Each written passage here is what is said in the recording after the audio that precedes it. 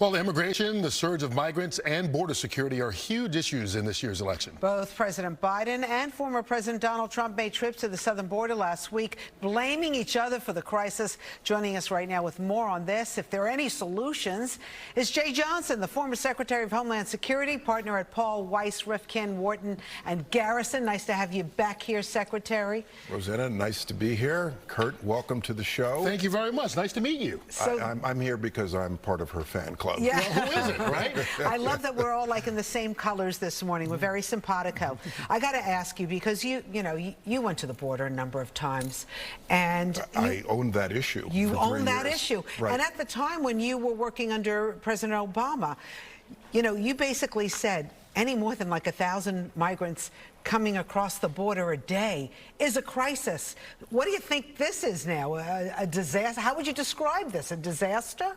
It's a crisis on numerous numerous levels. Yeah. It's a crisis at the border. It's a crisis for the Border Patrol. It's a crisis for the communities along the border in Texas, Arizona, New Mexico, California. And it's a crisis right here in New York, just blocks away, given the influx of migrants we've had in the last several months. So this is a problem. It's a top-line presidential campaign issue, as we know. Both Biden and Trump were at the border last week. It is politically intractable, but there are solutions to this problem. There are real solutions to this problem. Do you think that President Biden is late to the party? Last night on 60 Minutes, they had the former head of Border Patrol, who you well know. Raul Ortiz. Yes. And he talked about his relationship with the president and vice president. Let's listen. I've never had one conversation with the president or the vice president, for that matter. And so I was the chief of the Border Patrol. I commanded 21,000 people. That's a problem. He says it's a problem. Do you think it's a problem that the president, and don't forget, the president had assigned the vice president, as I guess the borders are at some point, right? So, first of all, it's not unusual that the Border Patrol chief doesn't speak directly to the President of the United States. In between the President and the Chief of the Border Patrol is the Commissioner of CBP, who works for the Secretary of Homeland Security, who works for the President. So that's not unusual. When I was Secretary of Homeland Security, Raul was the sector chief. We talked all the time, and I would visit with him in South Texas all the time. And that's fundamentally the job of the Commissioner of CBP and the Secretary of Homeland Security, to oversee the Border Patrol.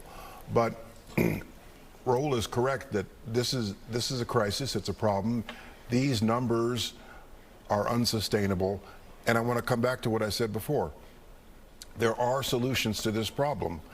The deal that Chris Murphy and James Lankford brokered, a Democrat and a very conservative Republican, answer a lot of the problems. The issue now is certain people in Congress would rather have this as a campaign issue versus solving the problem in an election year. But the bill that they negotiated is a good bill. It fixes the way we adjudicate asylum claims, more judges, more Border Patrol agents, another emergency authority like a Title 42 when there's a large influx, and simply the fact that we acted and solved the problem and Congress passed a new law. That in and of itself would send the numbers down, because we're sending the message to Central America and South America, hey, we're getting serious about this. That's one of the topics I want to hit on, because you've said it's a multiple level problem in many different places, not just at the border. But it's not solvable because of politics right now. You can seek solutions, you can ask for them, but if you can get a bipartisan agreement in the Senate and then the House won't even bring it for a vote, can this problem really be solved right now, no matter how much you stand here and scream at the top of the mountain? You need more people like your prior guest, Tom Suozzi, who represents a swing district. He feels the political pressure to address this problem in Congress rather than simply having it as a campaign issue to scream about. And so people like Tom can influence other members of Congress. They ought to be able to influence other members of Congress to say, hey, let's get behind this. I'm certain that if you put that compromise on the floor of the House tomorrow, it would pass with a huge majority. It's up to the Speaker to allow a vote, but a majority of the House clearly would support such a measure. You know, immigration is first and foremost a federal issue, and the cities wind up dealing with it, or counties, or wherever it is, but it's a federal issue. One thing that you also pointed out, you talked about messaging and how important messaging is. Do you think right now that the Biden administration is doing a bad job of messaging? I think the Biden administration can always do more to emphasize, you come here the wrong way, we will send you back. You know, the Biden administration is, in fact, deporting lots of people.